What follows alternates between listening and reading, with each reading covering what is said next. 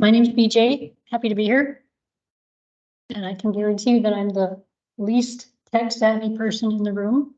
I'm not a GIS professional.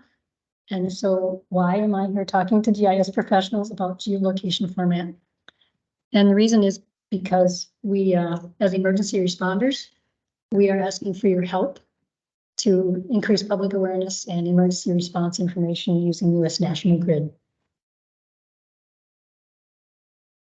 I come from Lake County, Minnesota, which it looks to me is a lot like Bayfield County. It's a large county, lots of water on the edge of Lake Superior, miles and miles of off-road trails, rural, remote, and wilderness areas. Lots of federal property, public property, lots of people playing outdoors. So my background in this area is I spent the last 12 years of my career as the emergency management director for Lake County, Minnesota. Before that, I worked at a place called Wolf Ridge Environmental Learning Center for about 20 years. I worked at an environmental education school for several years. And I spent 6 years on the ambulance as an EMT, and I spent 18 years on the sheriff's search and rescue team. So I have a little bit of background on searching for missing people in remote and wilderness areas. The thing that I love most about search and rescue is we all are familiar with the emergency services listed in the last presentation, including firefighters and law enforcement and certain EMS, emergency medical services. Some people don't really know what search and rescue teams do.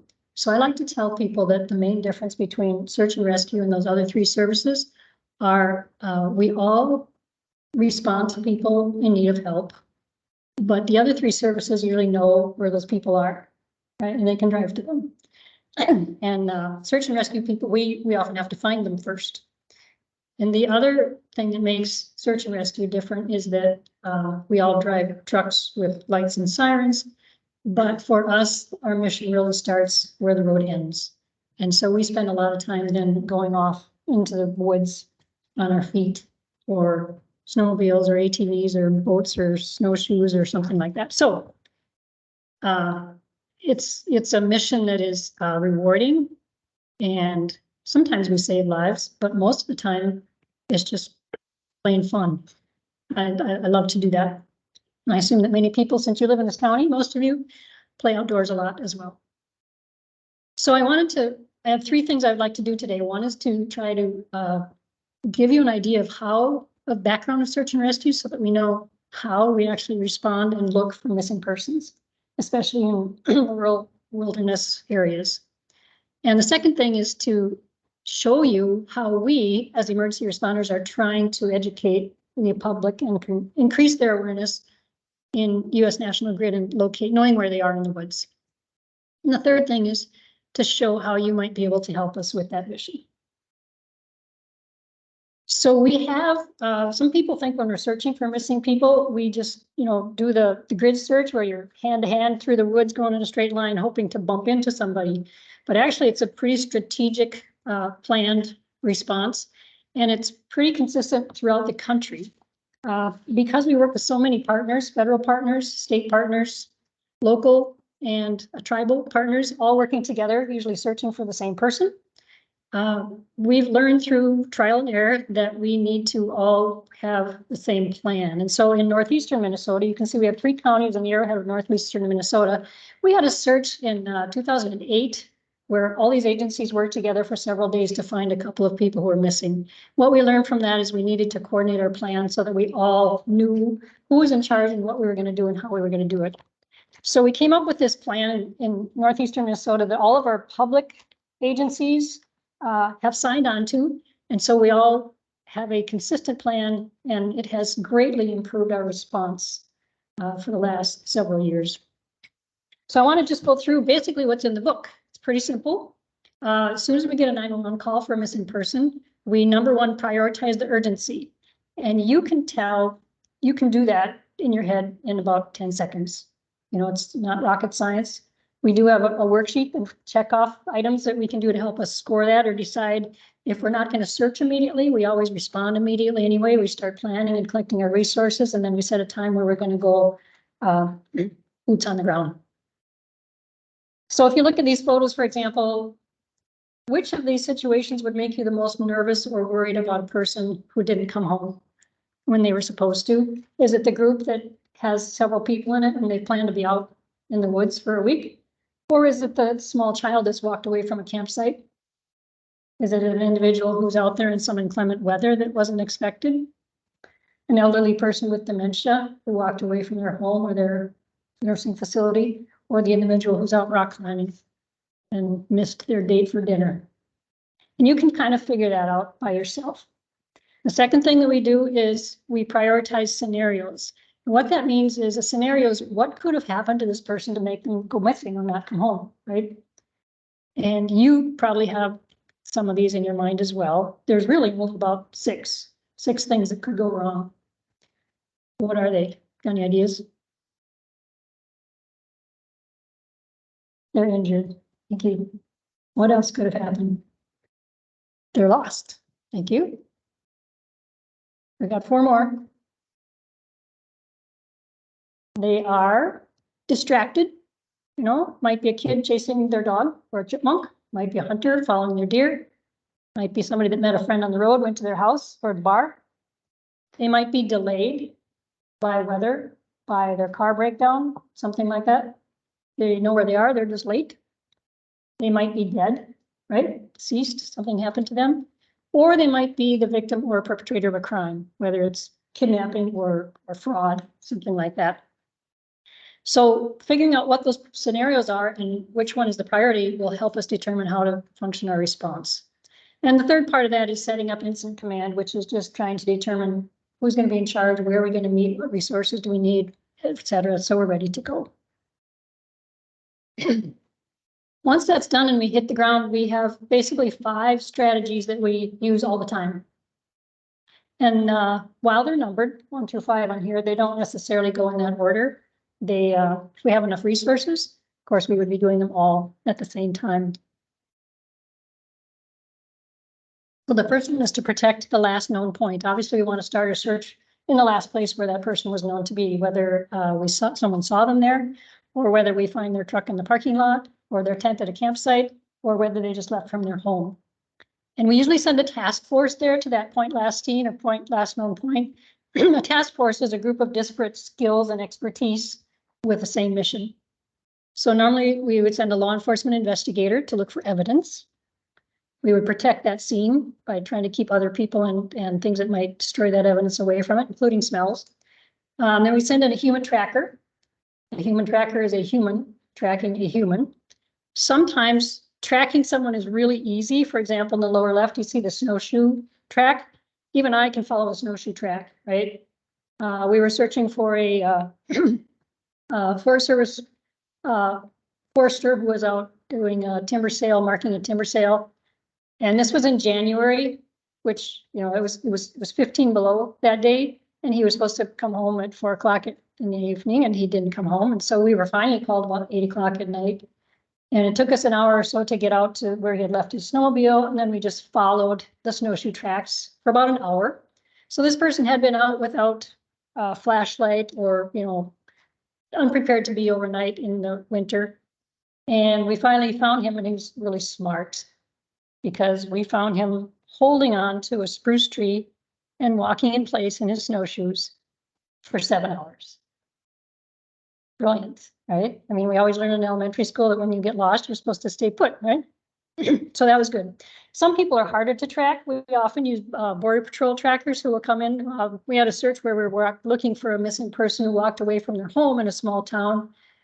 And he took a handgun with him, and there was concern that he was possibly a danger to himself or others. So we had Border Patrol trackers and dogs coming in to help us follow that person. And they followed him for miles along the shoulder of a road, through the trails and through the backyard, etc. Didn't find him until we finally found out that he'd been picked up. He was hitchhiking and he was on his way to Idaho. So, you know, that one, we didn't, it was resolved, but it wasn't us who did it. And thirdly, we usually send in a canine team. And we'll talk more about canine search and rescue dogs later because they're kind of fun. Number 2 is we try to investigate the person. We want to know as much as we can about that person as possible. We want to know, of course, things that you can think about, like what are they wearing? How old are they? What are their medical conditions? What's their experience? Where did they go? Where are they headed? Why did they do that, etc. Do they smoke cigarettes? What do they eat? What kind of shoes are they wearing? All that stuff. And we have a 2-page form that we fill out, or the dispatcher fills out, or law enforcement fills out to try to answer those questions for us. So we know whether we're looking for clues. You don't just look for the person, you're always looking for clues like Sherlock Holmes. So if we're looking for example, one time we learned that we were looking for someone that chewed sunflower seeds all the time and spit them out. So that's a clue that we could follow, or cigarettes, for example. The smell of cigarette smoke has helped us in certain searches. But we also want to investigate the profile of that person. The profile is the kind of person that is who's gone missing. And we're lucky enough to have thousands of data points of research about what kind of person goes missing and where they end up being found. And so what happened to them. It's a fantastic resource, and it's divided up into age groups. Like if we're looking for someone who's 3 to 6 years old, those people are not going to answer you when you walk through the woods calling their names. They're going to crawl in a hole and hide, or under bushes. So we often end up maybe grid searching for those people on our hands and knees, for example, as opposed to a teenager who's going to just keep running, or an adult, or a person with dementia who's going to walk in a straight line until they get stopped by a fence or a swamp. We find them in swamps. Excuse me, I'm going to look for that. Oh, here we go. This book is now an app on your phone, so we use that as well, and it's divided in the same way, so we can look up not only age groups, but we can look up what the person was doing. Are they a hiker? Are they a hunter? Are they a skier? Are they a mushroom hunter? Are they a person with dementia? Are they a person who's suicidal? And it tells us statistics of where these people are found and what happened to them. For example, I know in this slide it's too small for you to read, but this one is listed as hikers. We were looking for a hiker once who left. He went on a solo hike in the Boundary Waters in October, beautiful fall day, and he didn't come home when he was supposed to after 4 days. And we looked for him for 6 days, excuse me, in the Boundary Waters of Minnesota. And so we looked at this profile guide, and it says here that hikers, when they go missing, they are, surprised, usually lost. They're not dead, they're not injured, they're not delayed, they're just lost. And it also says in here that they usually get lost by making a mistake on the trail that they're following. So we looked for a junction on the trail that was confusing. And it also says that hikers, unlike some other people, end up going uphill often, and they often walk at night. We like searching at night because usually people slow down at night. You can hear better, you can smell better. So night is a good time to search, but most people who are lost won't walk at night. Hikers will, if they have a light. So we used that information, and we found Jason alive and well. The second night, as he was in his tent, there was a blizzard, a 50-mile-an-hour winds, falling trees around his tent, 10 inches of snow, and he got up and tried to find the trail, and then he turned around and couldn't find his tent. So he spent 7 days and nights in a fallen white pine tree. It was chilly out, and he ended up losing 15 pounds. Didn't have any food with him, and his body temperature was 91 degrees. And he lost several toes. So he's so famous for, he was a great guy, wonderful guy. And so they wrote a book about him called Lost in the Wild. And it's really an interesting book to read, even if you're not in search and rescue, because it tells you what people do what they think and what they do when they're lost, which we should know that we all will be someday. And we all should plan for that. Third thing we do is try to confine the search area. We define where they left from, how far they could have gone, and the mode of travel that they have. And that's a theoretical search area, but it's often too big for us to search. For example, Jason was gone for 4 days before we got the call to look for him. So then we take that in, theoretical search area, and we try to reduce it to a practical size, often using the statistics from that book or app I told you about. And then we prioritize the areas, we divide them up, and we try to go from the outside in, so that we won't just keep following them forever and never finding them. And then we determine what strategy we're going to use to search each of those areas.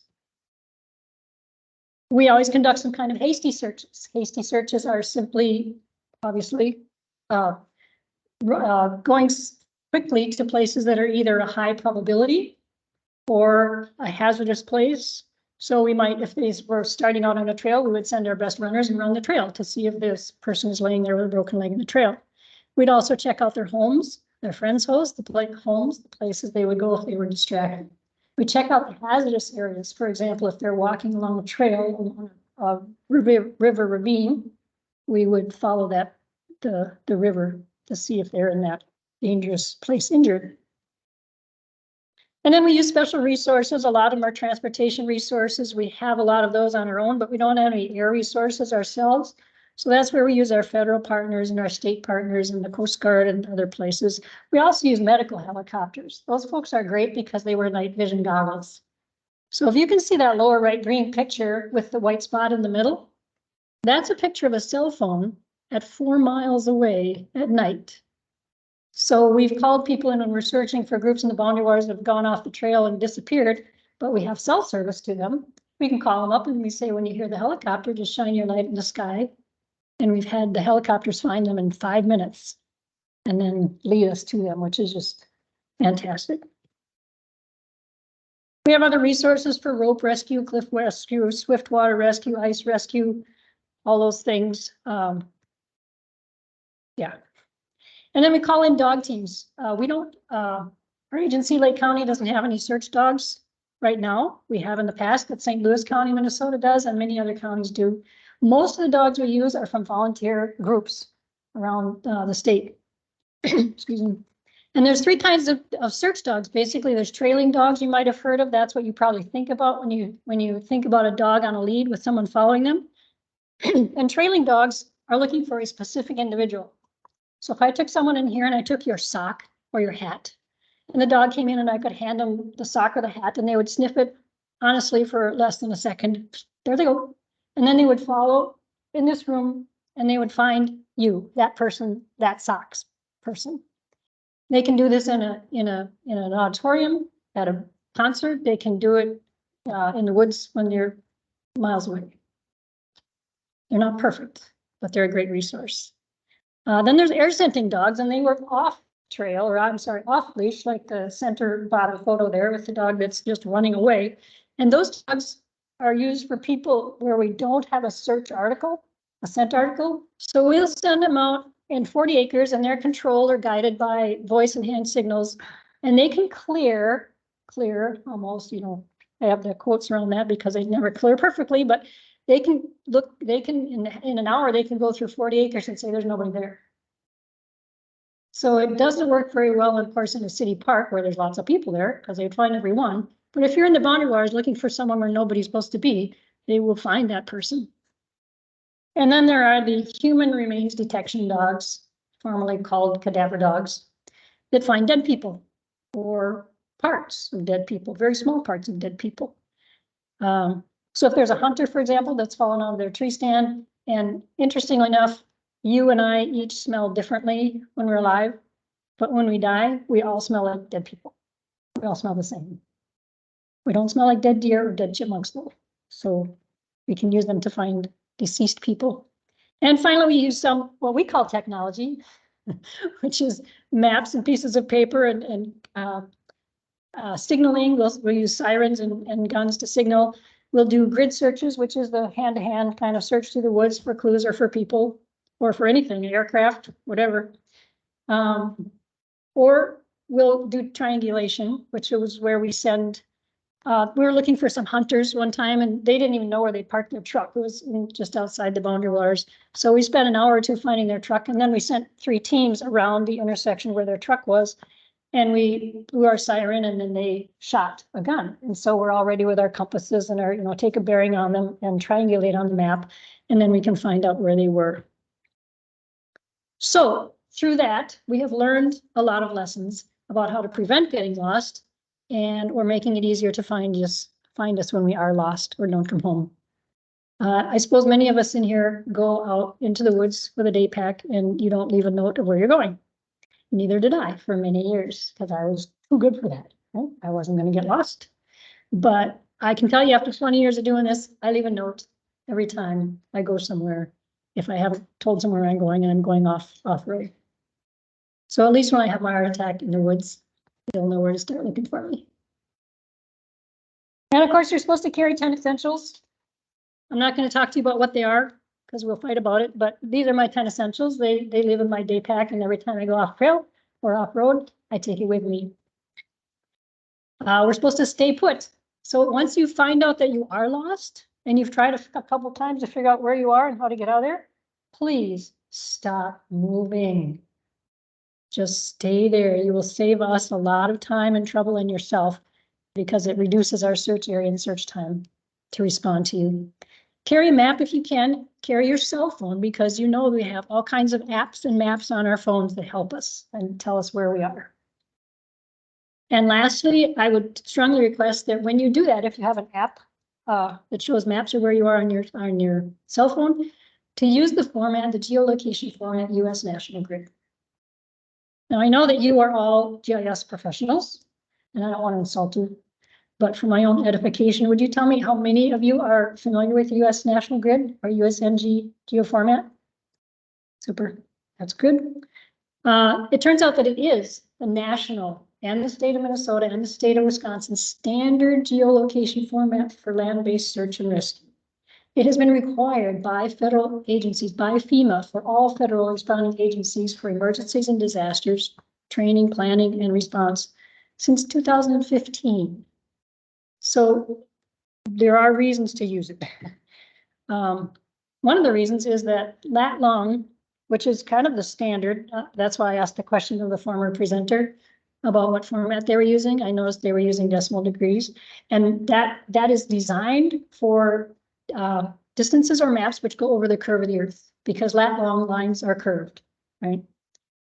And that lat long, one of the reasons we don't use it is it has several challenges for people, not computers, but people to figure out when we're working, walking around on what we think is flat land. And you're familiar with those.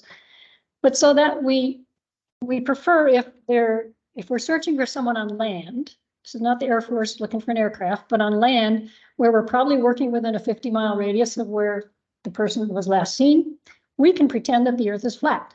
And that allows us to use straight lines instead of curved lines. And so we prefer methods that have a grid. And some people are nervous about grids because they don't know how to use them. But the fact is we've been using grids since we were in about 3rd grade, where they taught us about graphs. We called them graphs, where we learned to read so many units to the right and count so many units up on the graph to find the point on the graph or on the map. So when we make maps for outdoor recreation, for example, we should always put kilometer grids on there, grid lines and grid numbers on the sides of the map. That's what we encourage people to do. You know all this, okay? This is just what we try to explain National Grid simply to the public and to outdoor recreation people. We explain that there's a grid zone, and you know that most of Minnesota and western Wisconsin is in the grid zone 15T. Those grid zones are divided into 100 kilometer squares that are then given 2 letters. Think of that as your area code on your phone, When I grew up, we had letters for area codes instead of numbers. That's how old I am. And then they can be divided into 10 kilometer squares, and you can make maps. We make map books, hard copy books, with the left side showing a topo map, for example, and the right side showing an aerial view, so that if we don't have internet, for example, we can open our map books and see the same kind of grids that you would be looking at on a computer. And you can make those 10 kilometer maps easily for the whole entire state of Wisconsin at that website right there. So US National Grid, you can learn more by going to usnationalgridcenter.org, or you can join the conversation if you're interested. There's a group called US National Grid Institute.org that holds meetings periodically. Their next one is on Wednesday, October 11, and they're discussing how to promote US National Grid for emergency response. So one of the things that we do, one of the projects for sharegeo.org, which is a nonprofit that promotes using GIS data for the public good, is we have emergency location marker signs that we can provide. It's not free, but we help people provide these signs and put them on trails. You might, if you live in Bayfield County or Sawyer County, you might have seen them on some of the trails out there already. Bayfield County has been a huge leader in promoting these signs. I took this from their website, but it's a brilliant, concise, simple description of US National Grid and why and how we should use it. So I know I had the privilege of training some of the dispatchers across the street that way. And they're just a wonderful audience because they're the ones who do what the previous speaker was talking about, collecting the 911 calls, figuring out where these people are. We're trying to find them and then sending that information to the responders that are needed in the field. And I know they have hundreds of these signs already on their bike trails, on their hiking trails, on their ATV trails, on the Merkabiner Trail. I'm hoping that soon they will be on the North Country Trail. I don't know if they are yet. They're working on it. Super. Thanks, Bridget. So that's exciting.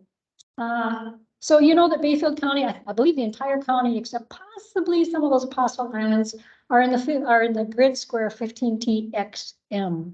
So all these blue signs will have that.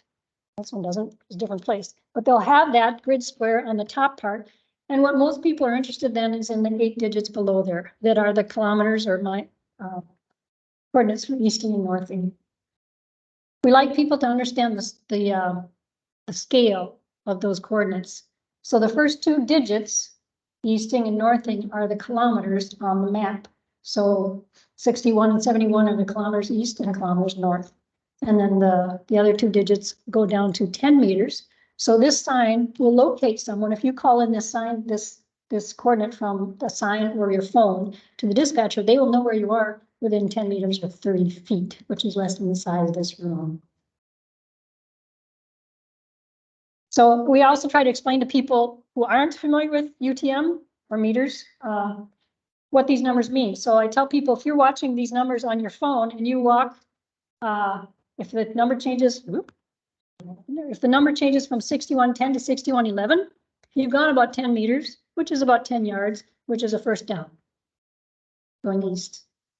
And if that bottom number changes from 7148 to 7158, you've gone about 100 meters, about 100 yards. You've made a touchdown going north.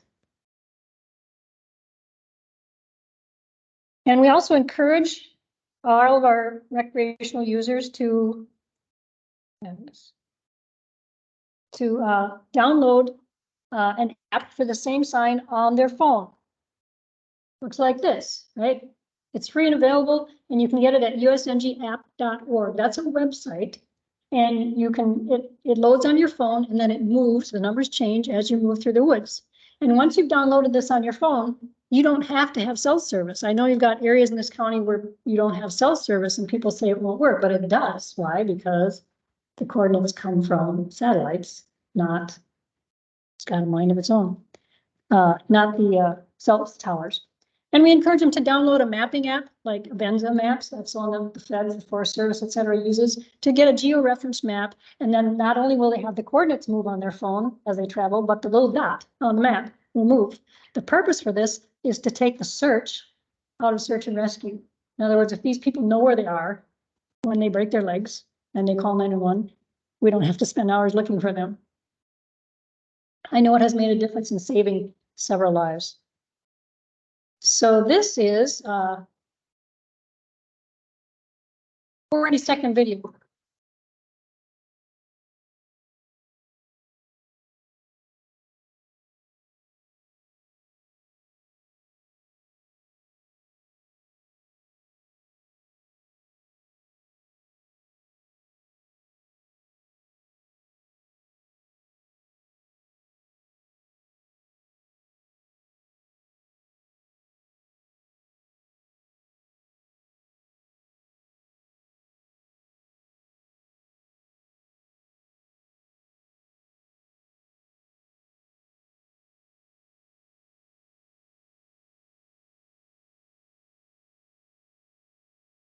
You can see we've been working to promote this awareness of this amongst our recreating public. But then the second part of that is to train our dispatchers and responders what to do when they get this information and how they can use US National Grid as well. I brought with me several copies of these guidelines if you would like to take them home, or you can get them electronically from me at the end of the show. It turns out that most CAD systems, which is the computer-aided dispatch system that dispatchers use, they do not offer USNG as a geolocation format to use, let alone have it as a default. So we encourage dispatchers and responders and others to use a website called GIS Surfer. developed by Joseph Elfeld out of the state of Washington. It's free, and you can zoom in on the map, and then you can customize and bookmark the map for your own location, so that every time you get a call, 911 call, even if you're not a dispatcher, you can press that button and it will come up as you design it. So you zoom into your area, you turn on the national grid, you select a base map to look at, and then you bookmark it. So that every time you open it up, it will come up like that. This is one that we made for Bayfield County. I don't know if you still use the same one or not. If you designed your own, that's great. But that way, if you get a call from someone who is injured on a trail and they have a phone app that tells them where they are, or they happen to break their leg running into one of these signs, and they give you your coordinates, then the dispatcher or the responder can simply go to menu search, put those coordinates in, and then it hits search and mark, and it shows them exactly where the person is. So it takes the search out of search and rescue. They can change the base map when they're looking at it to an aerial view, for example, and they can zoom in, and it looks to me that that person broke their leg at the law enforcement center. Right? The nice thing is then the dispatcher can go to menu and send a link, and they can link this shot and email it to all the responders in the field. So the people in the field get an email with that link, they click on the link, and they open the same picture of where they are on the map, live map, that the dispatcher had. Not only does it show them where their subject is, where they're supposed to be going, but it also shows them where they are on the map. So they can see where they are, and they can see where they're supposed to be headed to help the person in need. It's a pretty simple system. If the caller calls in with something other than National Grid, because most people who have geolocation apps on their phone will have it in decimal degrees. Why? Because that's what the phone companies use. That's why I asked the caller what they use for standard. And that's if the reason it's standard is because lat long, comes in many formats, degrees, minutes, seconds, etc. But decimal degrees only uses one unit. And computers are pretty savvy and they can do all the math. And so considering that the earth is not flat and it's round, that is kind of the standard for most things. But as I mentioned again, ground-based search and rescue, the standard is meter grid. And you're familiar with the bottom three, UTM, USNG, and MGRS. Those are all meter-based grids. And so you can convert them in your mind very quickly because they're all using the same meter grid.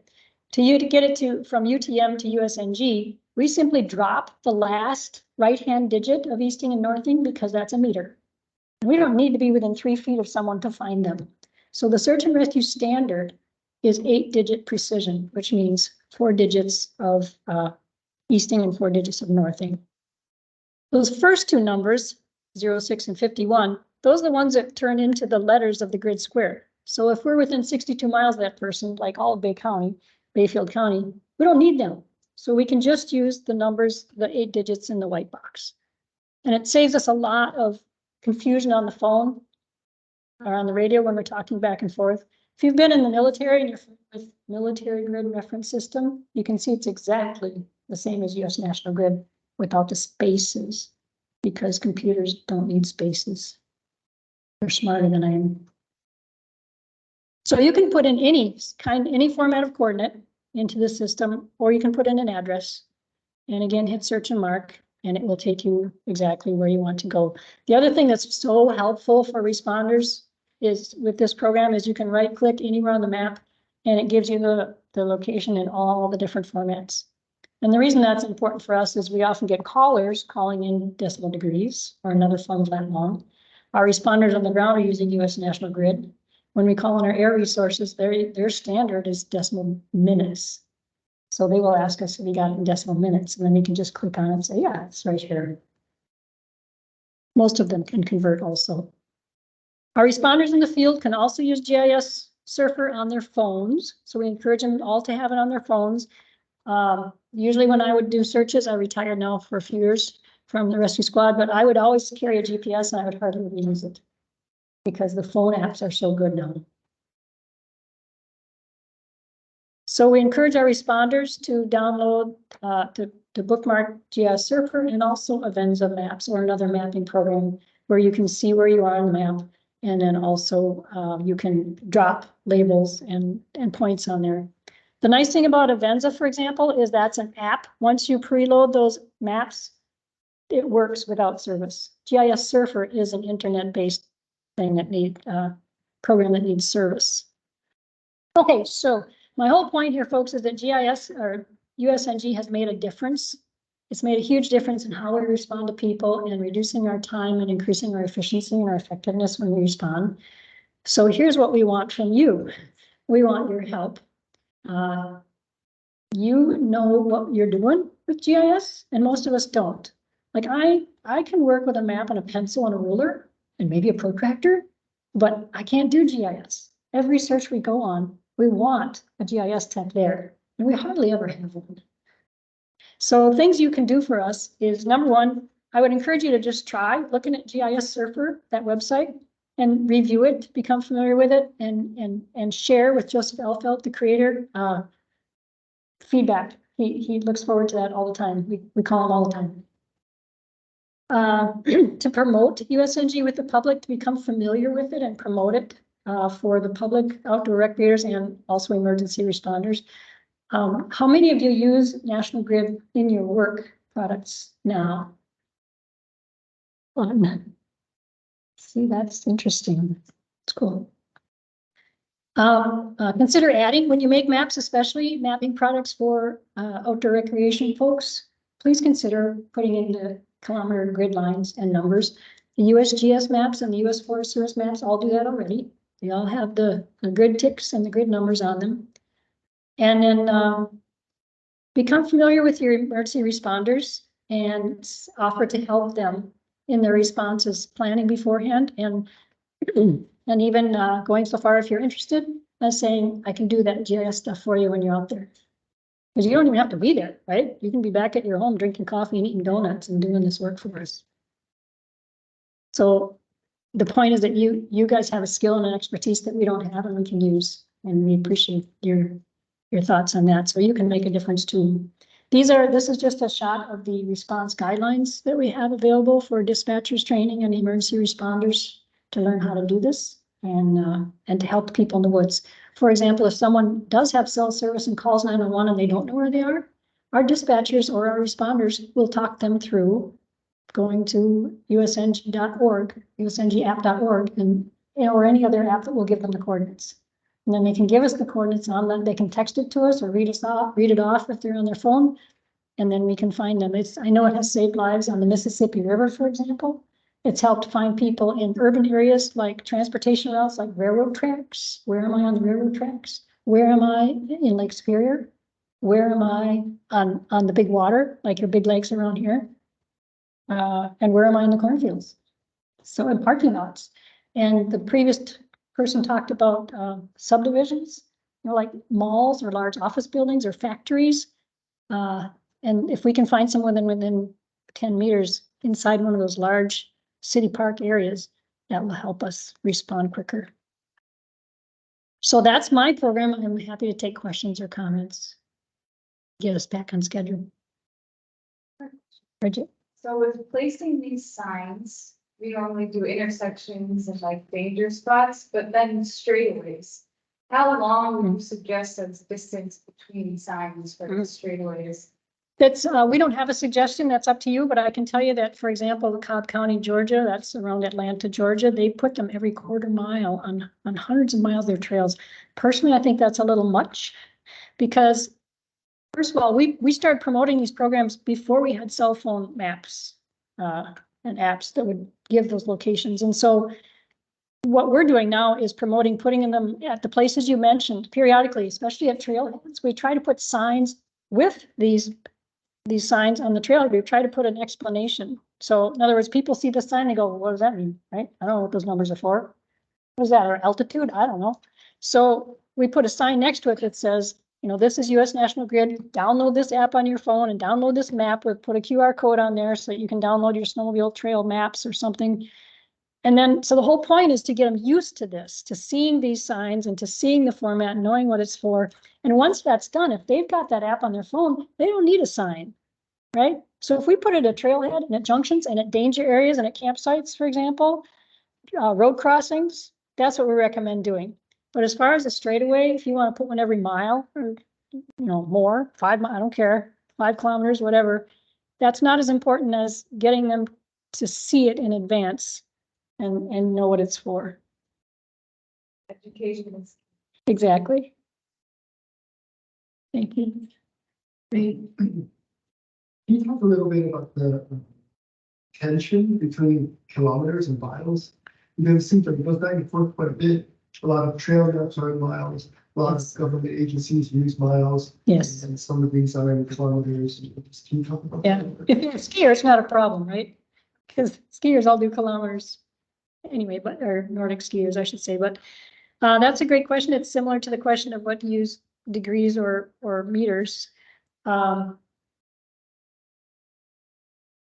This program in Lake County, which was the first place in the nation to put up these signs, these standardized nationwide signs now there's 5,000 of them or more up already. But the reason it started in Lake County was that I was the emergency manager and our snowmobile clubs came to me and they said they wanted to have markers, location markers on their snowmobile trails. And they suggested mile markers. But the problem on the Superior Hiking Trail, which is a 300-mile trail that goes from Duluth to Canada, you can put mile markers on that trail because it's a straight line. I mean, it's a single line. But snowmobile trails and bike trails are, spaghetti piles of trails. And so how do you put mile markers on there? So that's when we started researching what would be the different ways we could put location markers on intersecting trails. And that's when we found out that there is this national standard. The reason that this USNG was first invented was after the 2005 Katrina hurricane in New Orleans, where responders came from all around the nation, and they all had different formats of response, geoformats. And so that's when the federal government said, we all need to find one format that makes the most sense. So people ask me, why did we invent a whole new system? Why don't we use the ones we had? And actually, this system is the same as the military grid reference system that's been used since World War II. It's not a new system. The only difference is that they took those 2 first letters and made them numbers and made them into letters so that we could ignore them, right? So we can work with smaller areas that are considered flat. So I haven't answered your question, except that meters are decimal 10, base 10 systems versus miles. I mean, we're on a search and you guys are talking to each other, just speaking to each other. Do you use miles or kilometers? It depends, the range, like if we're, if we have to drive to Ely to respond to our search, we'll say, well, that's 50 miles. But once we're on the land, we're supposed to be using kilometers, and we do. And if most of us are used to playing in the woods in the winter. And so kilometers are kind of easy for us because that's what Nordic skiers use. And we started these these signs on snowmobile trails. And granted, those people talk in miles. So they're not going to say, I'll meet you at the bar at 8493, 2530. They're not going to say that. They're going to say, I'll meet you 25 miles from here at the bar. But one of the things that we did to promote this program was we made signs like this for our local bars. And we put them up in the bars and we put up a map below it and a sign saying that's what this is for. And so we figured, snowmobilers are going to the bars. So let's start there.